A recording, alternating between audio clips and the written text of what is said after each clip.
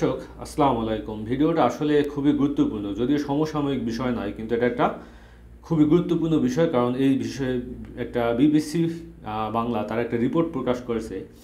সেটা হলো ভেজাল ঔষধ, আটা ময়দা। তারা হেডলাইন করেছে আটা ময়দার ট্যাবলেট ও ভেজাল ওষুধের বিস্তার, অসহায় মানুষ।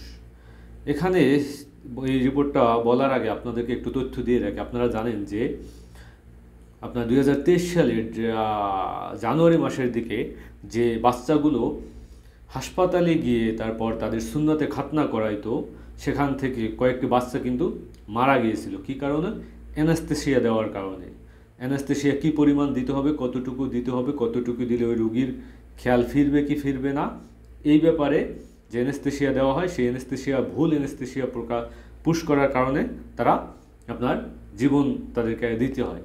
এবং শুধু যে সুন্নতে খাতনা তাই নয়, ওই সময়ে বিভিন্ন যে রুগীকে অ্যানাস্থেসিয়া দেওয়া হয়েছিল, তারা আপনার যে কোনো একটা অপারেশন বলেন, আপনার যে সিজার বলেন, এরকমের বিভিন্ন রুগী বিভিন্ন জায়গায় মারা যায় শুধু এই ভুল অ্যানাস্থেসিয়া দেওয়ার কারণে।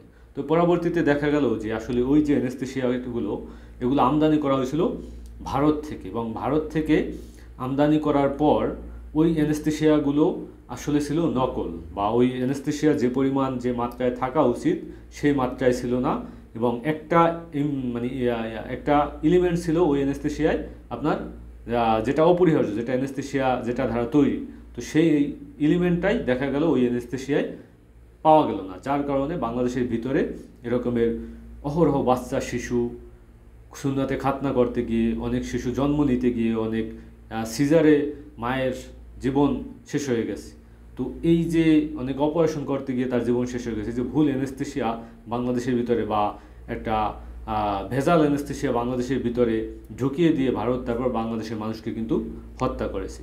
তো সেই জায়গায় আজকে একটা আপনার রিপোর্ট বিবিসি বাংলার তারা একটি রিপোর্ট প্রকাশ করেছে। সেটা থেকে আমি যদি আপনাদেরকে একটু শোনাই। এনারা এখানে বলেছেন যে বাংলাদেশে এই যে বর্তমানে জুলাই গণ অভ্যুত্থানের পর বাংলাদেশে যে অস্থিতিশীল পরিবেশ সৃষ্টি হয়েছে, বা আইনশৃঙ্খলা রক্ষাকারী বাহিনীর যে কাজ করার প্রবণতা, সেটা কিন্তু কমে গেছে, বিশেষ করে পুলিশের। কারণ আপনারা জানেন যে পুলিশ জানেই যে আসলে ভবিষ্যতে বিএনপি ক্ষমতা আসতেছে। তো সেই জায়গা থেকে পুলিশ এখন কোনোভাবেই ব্যবস্থা নিতে পারতেছে না। কোনো কিছু করে তারপর তিনি হাইলাইট হলে কিন্তু পরবর্তীতে তার প্রমোশনটা আটকে থাকবে, এই ভয়ে বিভিন্ন প্রশাসনিক কাজ করতেছে না। তো সেই জায়গা থেকে এই যে নকল ঔষধের আপনার প্রবণতা ইতিমধ্যে বৃদ্ধি পেয়েছে, এটাই তারা বলতেছে। এবং বিশেষ করে বাংলাদেশে যে একটা ঔষধ আছে আপনার অ্যালবুমিন ইনজেকশন, যা মূলত বড় ধরনের অস্ত্রোপচার বা গুরুতর আঘাত পরবর্তী চিকিৎসার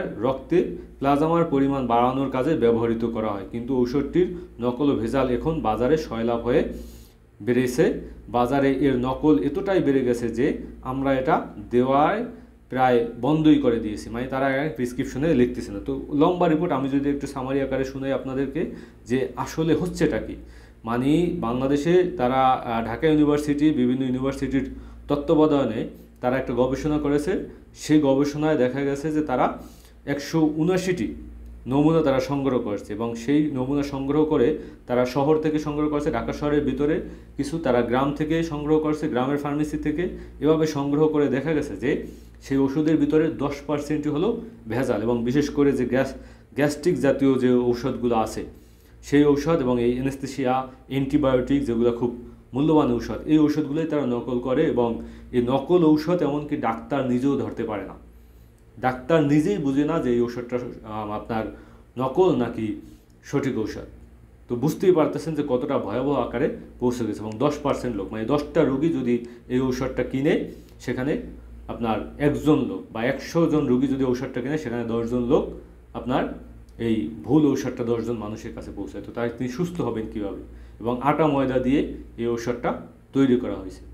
তো যারাই আসলে ঔষধ কিনেন, আপনাদের আরও সচেতন হওয়া উচিত। এই গ্যাস্ট্রিকের ঔষধ, অ্যান্টিবায়োটিকের ঔষধ এবং এই অ্যানেস্থেসিয়া, যে ডাক্তারই অ্যানেস্থেসিয়া দিবেন বা যিনি আসলে পুশ করবেন, তার কাছে বারবার বলবেন, রিকোয়েস্ট করবেন, আপনার যদি বাচ্চা হয়, আপনার যদি ভাই বোন, আপনার যদি স্ত্রী, যেই এই গুরুত্বপূর্ণ কোনো অপারেশন তার যদি করানো হয়, তাকে সচেতন করবেন, ডাক্তারকে সচেতন করবেন, বলবেন যে আমি জানি, আমার কাছে একটা তথ্য আছে, বাংলাদেশের 10% এনেস্থেশিয়ার ভিতরে 10% এনেস্থেশিয়ার সমস্যা আছে, অ্যান্টিবায়োটিক ঔষধের ভিতরে 10% সমস্যা আছে, এমনকি এই যে গ্যাস্ট্রিকের যে ঔষধ আছে এর ভিতরে 10%ই ভেজাল আছে।